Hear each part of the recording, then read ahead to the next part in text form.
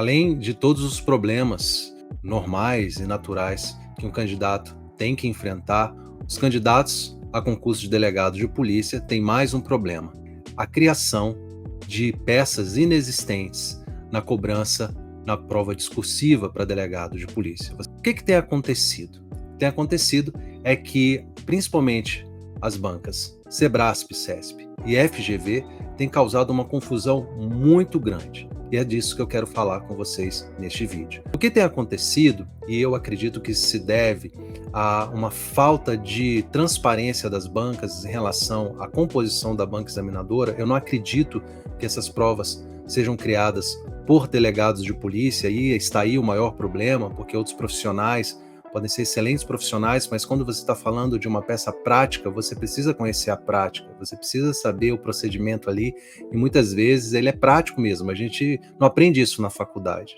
Eu vou citar aqui algumas peças. A primeira peça é a peça da Polícia Civil da Paraíba, realizada pelo CESP, que apresentou um problema, que foi a representação por preventiva na portaria.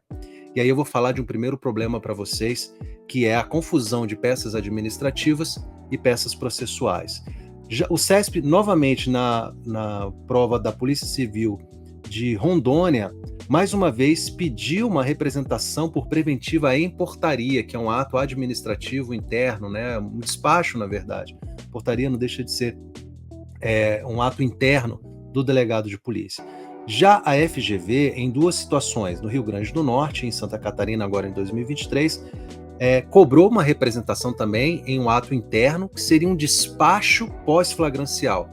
E essa que causa mais espanto, porque sequer existe essa peça, pelo menos que eu conheça, na praxis policial. Na legislação, com certeza não. Isso gera uma confusão muito grande, muita insegurança e questionamentos ao próprio certame.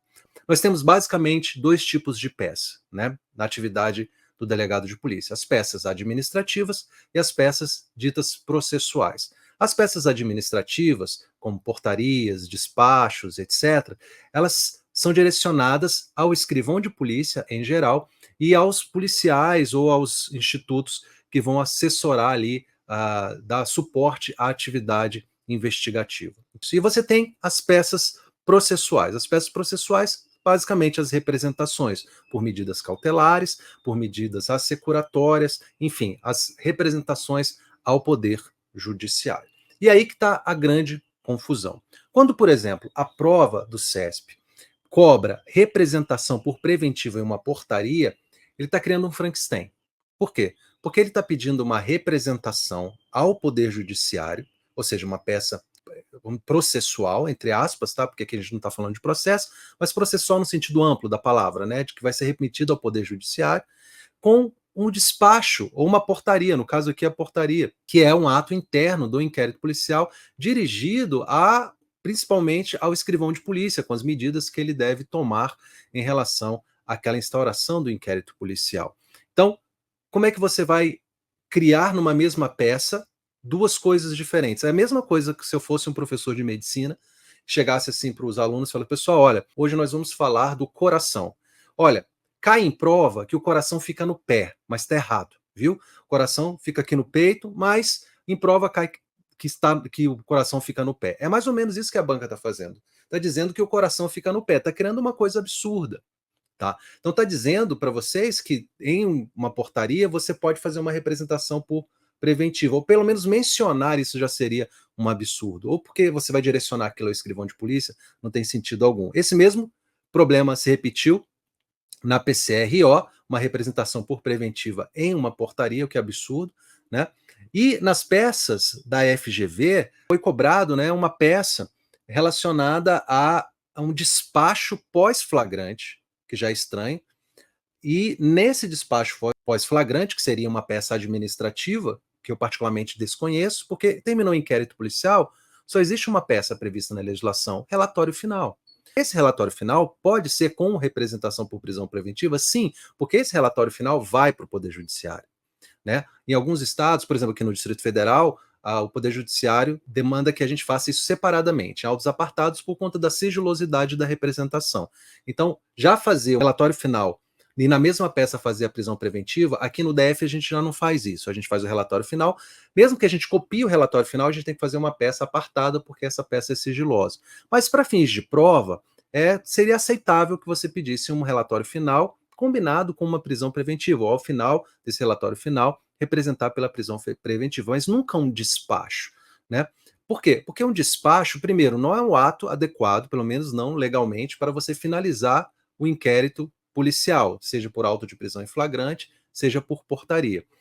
Existe um despacho que a gente dá no início da confecção do auto de prisão em flagrante, que é um chamado despacho ordinatório, que é dirigido ao escrivão de polícia. Nesse despacho ordinatório, você vai determinar as medidas, né, as comunicações que devem ser realizadas, enfim, qual é o indiciamento para que seja lançado nos bancos de dados, né, o indiciamento, enfim, mas esse é um despacho inicial, mas é um despacho efetivamente que você dá no auto de prisão em flagrante, no início do auto de prisão em flagrante, no início da confecção do auto de prisão em flagrante, para que o escrivão de polícia ele saiba quais são as medidas que devem ser tomadas aqui. Em geral, ele já sabe, né, pelo conhecimento que ele tem da atividade policial, mas isso fica documentado, até porque são decisões tomadas pelo delegado de polícia. Por exemplo, qual é o indiciamento? Isso tem que estar no despacho ordinatório, mas isso é no início, não no final. E aí a FGV cria esse fantasma, esse Frankenstein, que é um despacho pós-flagrante. Nessa prova especificamente da FGV, da Polícia Civil de Santa Catarina, você tem diversos problemas no próprio espelho. E aí esses alunos me encaminharam esses problemas e, de fato, eu coloquei aqui na descrição para vocês, na descrição do vídeo, todos esses problemas, porque a finalidade desse vídeo, eu posso fazer um outro vídeo para analisar esses problemas, mas a finalidade desse vídeo hoje é chamar a atenção para esse problema. Lúcio, e o que fazer? Bom, no meu curso de peças práticas eu falo isso, pessoal, infelizmente eu tenho que ensinar para vocês que o coração é no pé. E falo dessas peças malucas que são criadas. Eu vou até criar um tópico no meu curso, né? Peças malucas da FGV e do CESP. Mas o ideal é que as bancas, né, divulgassem os componentes das bancas examinadoras, né, de cada disciplina. Isso acontece em poucos concursos, talvez no Rio de Janeiro isso aconteça, né, mas isso é muito raro, isso não é regra nas provas de delegado, isso é um absurdo. A gente, até por uma questão de transparência, eu tenho que saber quem é que fez a prova de penal, quem fez a prova de administrativo, né, até por uma questão realmente de verificar se não existe um parente, um amigo que vai fazer aquela prova, e você para que você possa ter a condição de contestar aquilo. Agora, quando tiver esse problema, além de recorrer à própria banca nos recursos administrativos que existem, recorram também à própria polícia, ou seja, comuniquem esse fato à direção da Polícia Civil, comuniquem ou à Polícia Federal, se for o caso, e comuniquem formalmente às associações de classe em relação a esse problema, e comuniquem também ao Ministério Público, ou seja, torne isso mais amplo e esse debate o mais amplo possível, porque a banca pode se sentir pressionada a reavaliar essa posição e apresentar uma solução mais adequada a esses casos. É nisso que eu acredito e espero que as próximas provas não venham com esse tipo de surpresa, esse tipo de Frankenstein. Tá bom? Agradeço a vocês, deixa aqui seus comentários, vou deixar tudo isso que eu falei aqui para vocês resumido e a gente vai se falando, não é só em meta. Até a próxima.